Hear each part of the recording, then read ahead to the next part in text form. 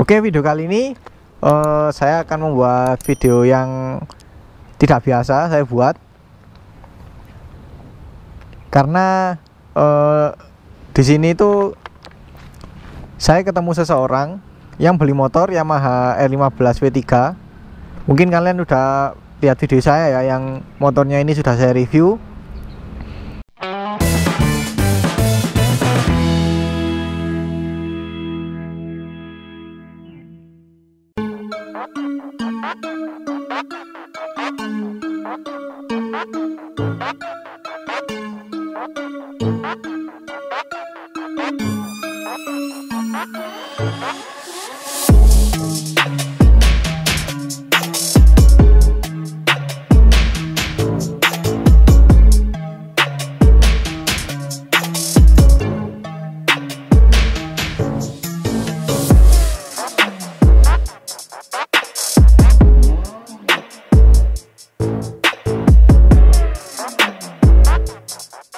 Nah, yang spesial yaitu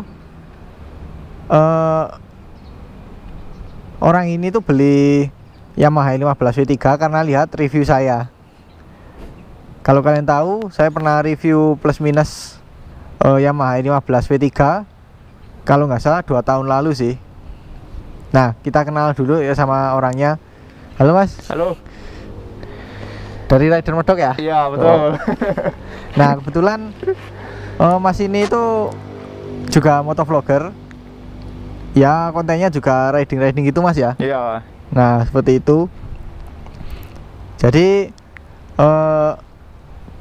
awalnya itu kita ketemu di suatu grup ya, grupnya motovlogger khusus Jawa Timur. Dan sempat sunmori bareng ke daerah Brakseng. Ya. Nah, di situ baru kita ngobrol-ngobrol. Ternyata Mas ini beli motor ini karena review saya. Nah, di video ini yang perlu saya bahas yaitu saya akan membuktikan apa yang saya jelaskan itu apakah sesuai dengan yang dirasakan oleh Mas ini. Oke deh, saya akan langsung ngomongin masalah plus minusnya. Kita bahas kelebihan terlebih dahulu ya. Oke. Yang pertama yaitu yang pasti desain ya. Kita kan mau beli motor kan pasti lihat desainnya dulu. Betul. Nah, menurut Mas Rider Medok ini gimana? Kalau aku karena waktu itu emang lagi nyari motorsport di kelas 150 cc dibanding dengan CBR. Belum ada CBR yang baru sekarang itu ya. Oh iya. CBR yang K45 kalau nggak salah. CBR K45N ya kalau nggak salah. K45N, terus sama GSX. Jujur aja aku lebih suka desainnya R15 ini karena emang tampilannya lebih agresif daripada dua pesaingnya tersebut. Ini gitu kita ya? nggak bicara mesin ya, kalau soal desain aku lebih suka yang R15 ini. Oh gitu. Oke. Jadi kalau menurut saya kan ini desainnya sangat R series ya. Betul. Sangat mengikuti kakaknya R1 ataupun itu R6. Cuman sayangnya di R25 kurang oke ya. Malah lebih bagusan ini sih ya. Mukanya kayak alien kalau desain ngomong itu kayak alien. Makanya kayak terlalu pesek juga sih. Malah lebih bagus yang seri sebelumnya, yang versi pertama itu R25 itu. Nah, itu dia, karena juga gantinya kan cuma setengah aja itu. Nah, oke, secara desain seperti itu ya. Yang kedua, mungkin dari mesin ya? Ya, dari mesin. Dari mesinnya kan gimana? Lebih aku sempat nyoba sih yang V2. Lebih responsif ini sih kalau menurutku. Dan tarikannya tuh lebih ngisi dari RPM bawah sama RPM atas. Kalau V2 itu menurutku yang tarikan di atas itu udah habis gitu ya? Udah kayak cepat habisnya gitu loh. Iya. Tapi kalau yang ini ya, ada VVA-nya itu ya? Kayak terbantu VVA-nya ini. Jadi seperti itu. Jadi emang dari konstruksi mesinnya itu square karena diameter sama langkahnya itu kan sama, diameternya sama ukuran itu. Jadi biasanya itu karakternya lebih linear dari bawah ke atas. Cuman di atasnya karena ada VVA itu lebih nendang lagi ya. Lebih bisa nendang lagi. Nah, itu sih yang saya rasakan juga di motor ini. Jadi ada sensasi tersendiri sih di putaran bawah sama atasnya itu. Oke, mungkin itu ya. Terus ada lagi assist slipper clutch. Ya. Yang dulu di CBR kan belum ada. Belum ada. Ya. Nah ini memang enak nggak Mas buat harian? Aku kerasa itu pernah pasan Mori itu assist silver card-nya itu lebih kerasanya tuh pas ngerem mendadak. Kalau pas ngerem mendadak itu kan aku tuh otomatis nguranginnya lebih cepet toh. Iya. Dan itu gelinjurnya tuh nggak kayak apa ya, langsung geol gitu nggak. Jadi kayak ada lajunya lebih smooth aja. Oh gitu. Sama tarikan kopling sih lebih, yang pasti tarikan koplingnya lebih enteng dibanding yang lain. Jadi lebih enak ya, nggak terlalu membuat tangan kiri kita itu pegal. Nggak terlalu langsung pegel sih. Oh jadi seperti itu. Yang paling kerasa ya itu yang pas nurunin gigi itu, kalau kita ngerem dada itu lebih smooth lah istilahnya. Oke, jadi dari mesin itu ya. Kemudian yang jadi nilai plus atau yang disukai di poin ketiga apa Mas kira-kira? Kalau aku sih fitur assist slipper cut-nya itu. Oh itu tadi ya. Itu memang benar-benar ngebantu banget sih, apalagi yang teman-teman yang sering ke daerah macet-macet kayak gitu, itu pasti lebih ngebantu tangan nggak cepat pegel lah itu. Oh ya seperti itu. Nah kemudian kita ke bagian rangka nih. Rangkanya ini kan pakai model perimeter atau biasanya Yamaha kan menyebutnya delta box ya. Menurut Masnya ini gimana untuk rangka seperti ini di motor sport fairing 150 cc? Lebih masuk sih, karena dulu aku juga pakai Fiction juga sih, Fiction NVE ya. Itu udah delta box juga sih, apalagi udah dipadu dengan fairingnya R series, dia lebih lebih kelihatan padat lah akhirnya. Oh ya, jadi kayak space kosong gitu. Ruangan mesinnya itu lebih terisi ya. Jadi lebih kokoh aja dia. Beda sama yang pakai tralis atau turbular itu kan kesannya kecil gitu ya. Ruangannya jadi kecil, lebih terlihat kalau kosong. Betul. Nah jadi seperti itu. Oke, selanjutnya yang jadi kelebihan menurut saya ya, yaitu kaki-kaki. Dari suspensi depan sudah upside down Mas ya. Ya betul. Jadi secara tampilan itu lebih muge look ya. Kemudian yang belakangnya juga pakai swing arm, modelnya banana. Ini satu-satunya sih di kelasnya untuk sport fairing 150 cc. Jadi gitu Mas ya.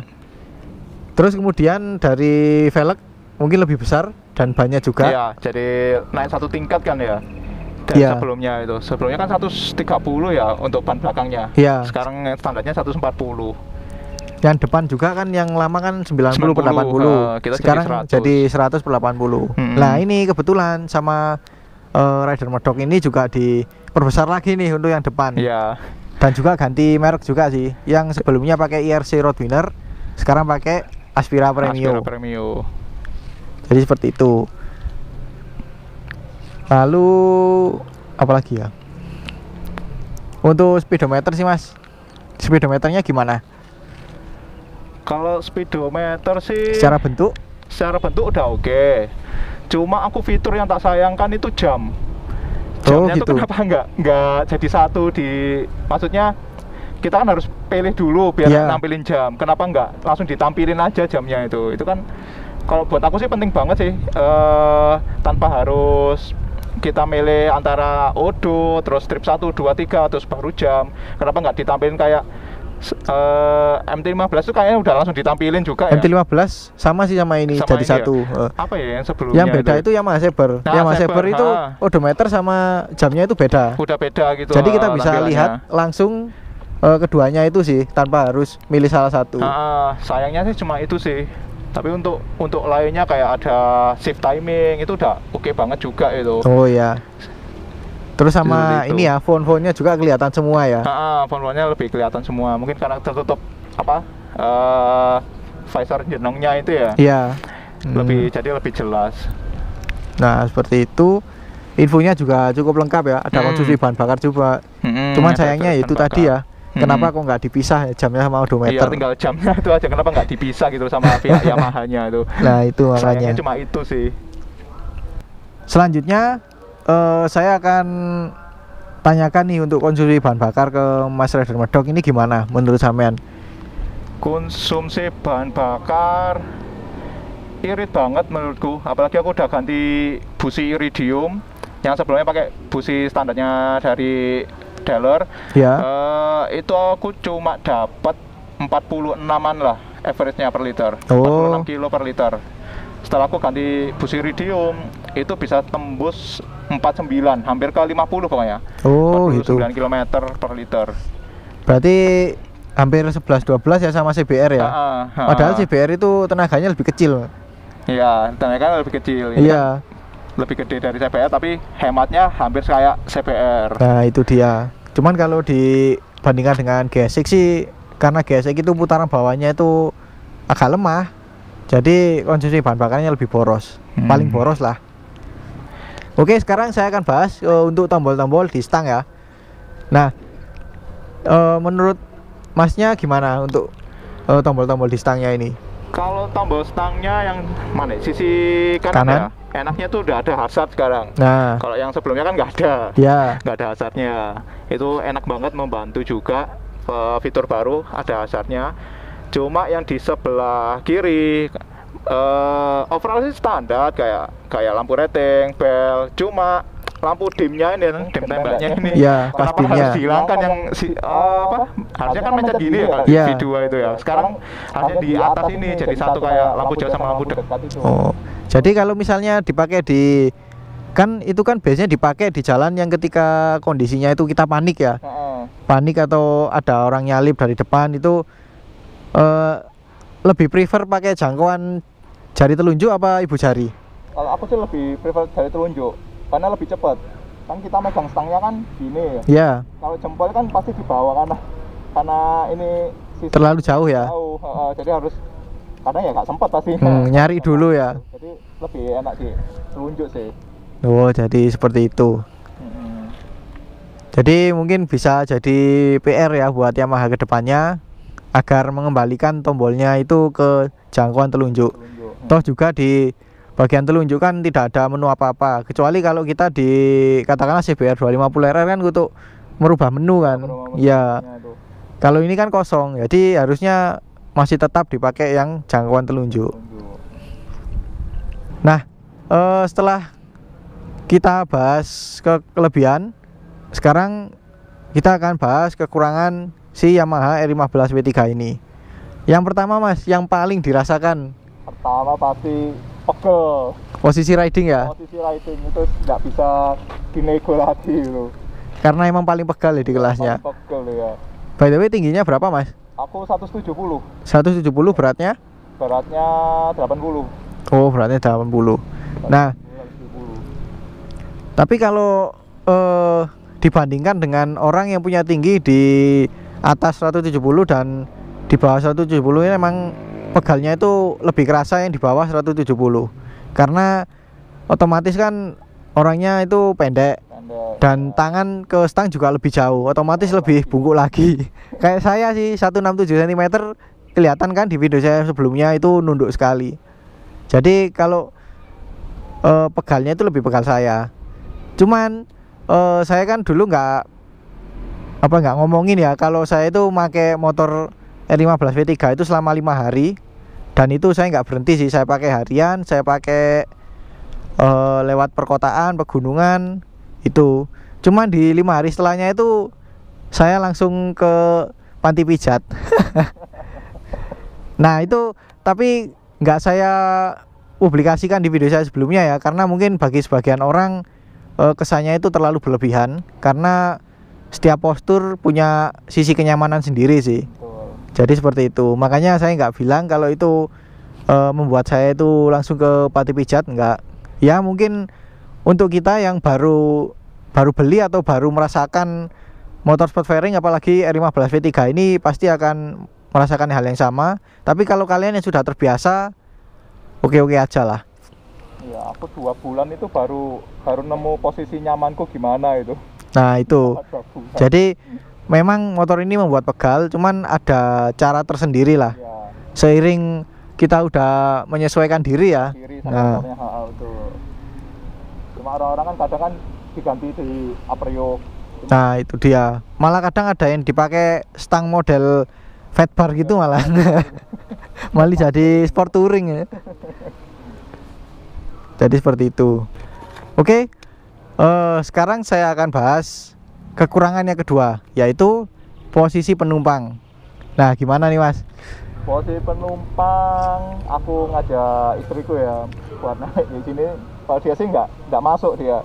Soalnya ada gapnya ini kan agak lumayan. Iya. Saya kan deket kan mungkin bisa langsung pegangan. Iya. Kalau R15 ini karena udah di belakang ini tinggi banget, terus ada gapnya. Iya, joknya panjangan itu.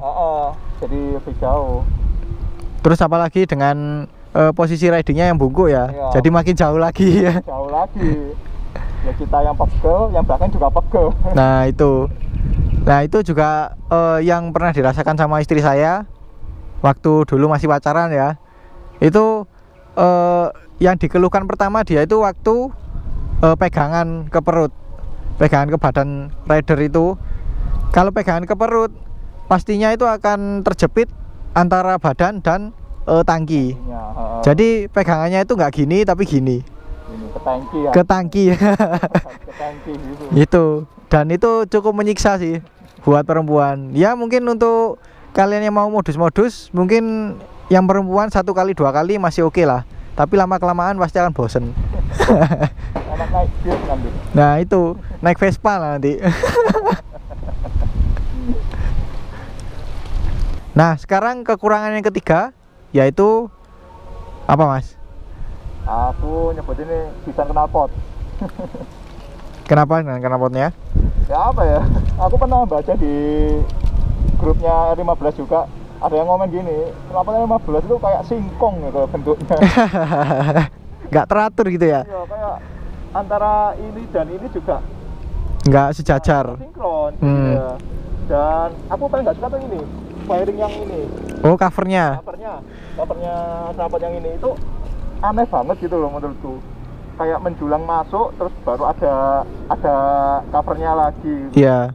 Mungkin PR-nya ya ini desain knalpotnya mungkin bisa bisa mencontoh kayak sebelah yang CBR itu kan lebih simpel, minimalis dan nggak berlebihan gitu. Iya. Lekuannya nggak macam-macam gitu ya. Pas gitu loh, nggak kelebihan, nggak kekurangan. Mungkin bisa seperti itu sih.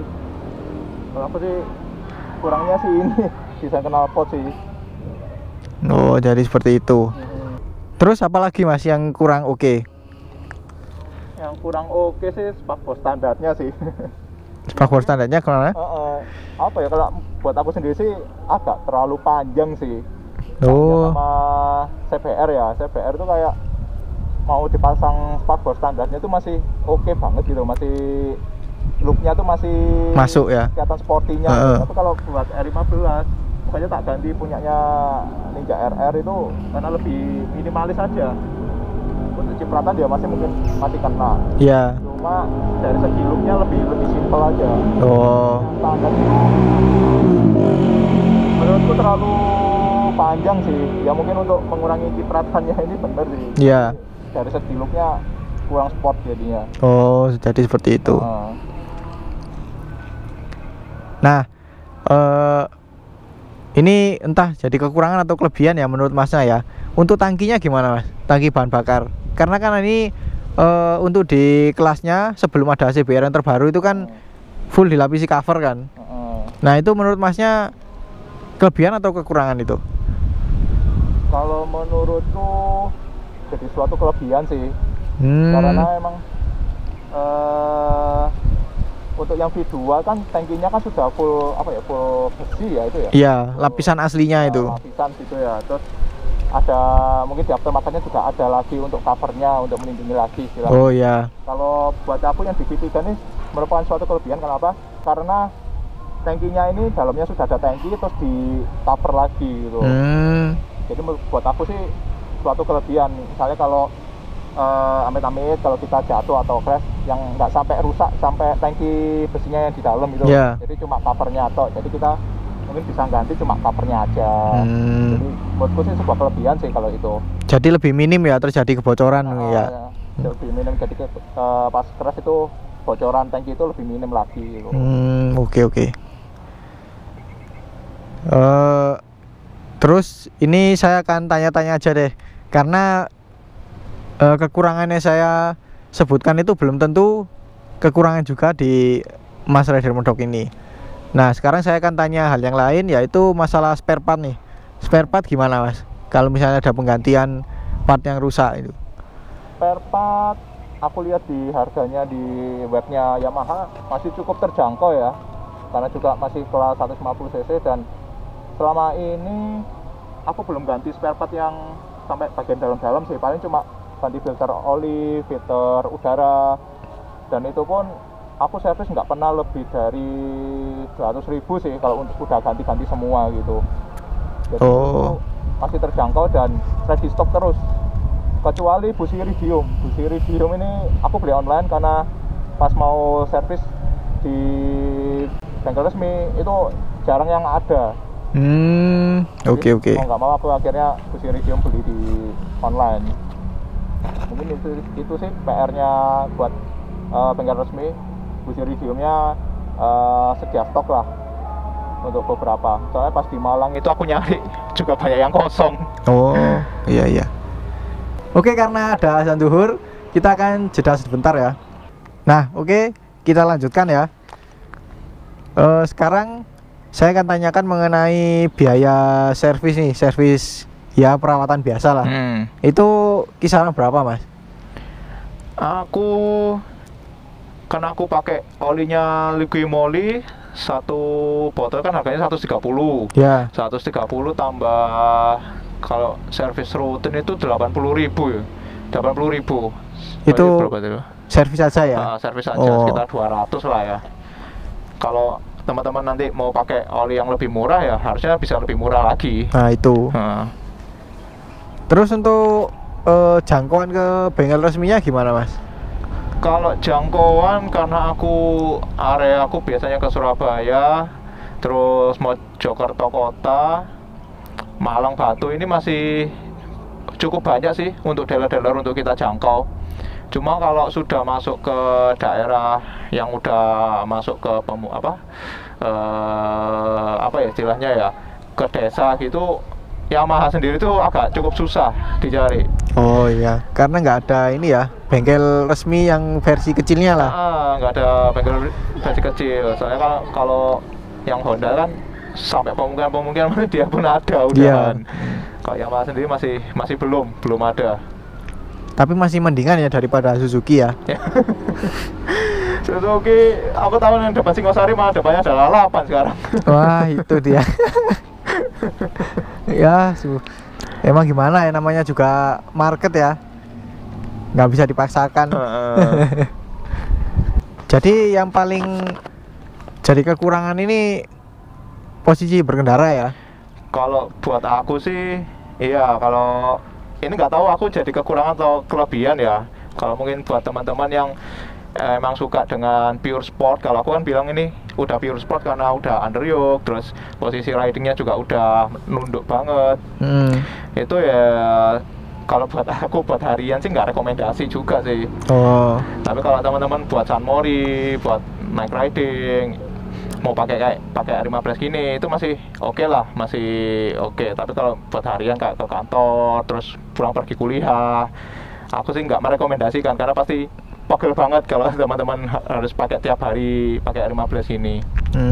Apalagi kalau bawa tas berat gitu, tas ransel itu bebannya malah bisa 2 kali lipat ya. 2 kali lipat ya, tinggal tahan aja itu tangannya. Melewati kemacetan, terus melewati jalan turunan terutama. Turunan apalagi turunan. Itu sudah beban di tangan semua itu. Wah itu. Nah selama ini berapa lama udah pakai 15 W3 ini? Aku kayaknya udah hampir 2 tahun. Oh udah 2 tahun. Hampir 2 tahun. Aku beli kapan ya? 2019 akhir kayaknya. Iya. Kalau nggak salah dulu saya upload video reviewnya itu bulan kapan ya? Tahun 2019 juga kayaknya ya? Kayaknya iya. Aku agak lupa sih. Kayaknya pertengahan gitu deh, pertengahan 2019 gitu. Terus dari video saya itu langsung masnya akhirnya memutuskan, oh ya udah beli ini gitu. Dulu sih karena apa ya, sempat bingung sih, tapi aku emang udah pengen motorsport sih. Pengen motorsport. Awalnya tuh pengennya R25 karena emang 250 cc kan. Aku review lagi after salesnya, untuk biayanya juga lumayan juga, untuk perawatannya juga untuk perawatan apalagi segi pajak juga. Terus akhirnya ya udahlah ke R15 aja. R15 awalnya tuh pengen ngambil V2 karena emang lebih murah juga harganya. Terus setelah itu nemu itu reviewnya sampean, ada V2 sama V3. Itu. Terus jadi reviewnya yang lebih intens itu ke komparasinya ya? Ya, ke komparasinya. Aku lihat ternyata gini, dan sinyalnya ya bilang aja ya udah sekalian aja V3 daripada V2 nanti ganti lagi sekalian aja yang V3. Ya udah akhirnya aku ambil lah V3 ini yang tahun 2017. Ambilnya dulu yang bekas ya? Iya, aku ambil second juga. Dapat harga berapa dulu? Dapatnya 24. 24 itu platnya plat mana? Platnya plat AG. Kediri ya? AG bukan, Wlingi, Blitar Wlingi. Jadi harganya udah lumayan ya. Dulu di 2018 saya sempat ditawari sih. 15 V3 tapi platnya plat Probolinggo. Itu minta 29 juta. Tapi kilometernya masih 500. Aku pas ambil ini udah kilometer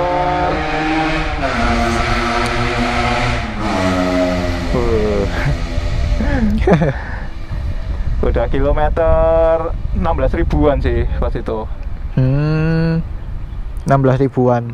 Jadi ya cukup lumayan jauh juga ya. Iya, udah lumayan jangkauannya. Jauh juga sih, makanya dapat harganya juga segitu waktu itu.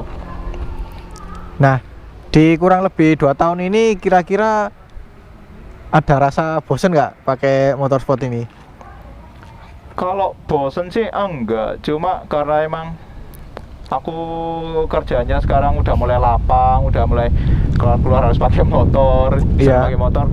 Kalau mau bawa ini rasanya ya males juga sih. Karena ya itu posisi berkendaranya udah nggak nyaman menurutku untuk keseharianku gitu.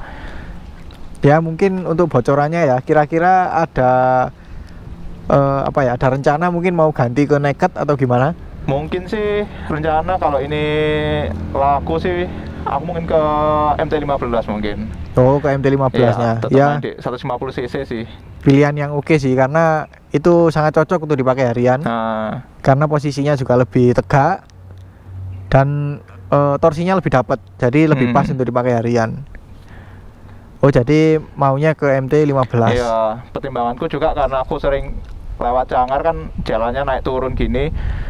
Kayaknya lebih cocok sih pakai MT-15 karena emang lebih dapat torsinya sih, akselerasinya lebih dapat gitu. Ya mungkin tapi nanti lebih ke joknya lebih kecil ya nanti. Untuk istri mungkin bisa ya pas-pasan lah. Iya, akhirnya mungkin nanti pas-pasan jadi. Iya, tapi it's okay, mungkin lebih nyaman, lebih enjoy. Bisa pegangannya lebih enak lagi nanti ya. Dipakai kemana-mana juga nggak bosen, nggak bosen pakainya, nggak bosen liatnya juga. Desainnya juga sekarang yang baru kan sudah oke banget kan MT-15-nya ini. Nah itu. Nah jadi seperti itu ya video interview saya atau podcast bersama Mas Rider Medok. Oh ya, by the way, jangan lupa subscribe ya channelnya Rider Medok. Nanti channelnya akan saya taruh linknya di deskripsi di bawah. Nah jadi seperti itu. Dan by the way maaf ya, kita pakai helm keduanya karena bukan karena kita menyembunyikan identitas kita, bukan, karena kalian sudah pernah lihat saya sih, dan juga Mas Rider Medok juga aku juga udah pernah buka helm juga sih. Nah itu dia. Ini kita pakai karena ini kan kita record di luar ruangan ya, atau outdoor. Nah ini kebetulan anginnya cukup kencang. Daripada kalian nanti terganggu dengan suara angin, jadi kita akali lah dengan mic yang kita taruh di helm, biar lebih minimal. Oke, jadi seperti itu. Terima kasih buat kalian yang sudah menonton hingga selesai. Jangan lupa like apabila kalian suka dengan video ini, komentar di bawah apabila ada pertanyaan, kritik atau saran.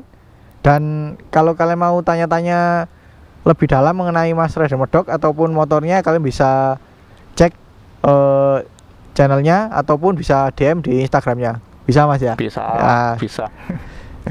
Nah, jangan lupa juga share video ini ke sosial media kalian apabila video ini bermanfaat. Dan jangan lupa subscribe untuk mengikuti video-video terbaru dari saya. Nyalakan juga tombol loncengnya untuk mendapatkan notifikasi video terbaru dari saya. Follow juga Instagram saya di @modanterus038 dan juga @ferryandika. Nah, terima kasih telah menonton dan sampai jumpa di video selanjutnya. Yuk.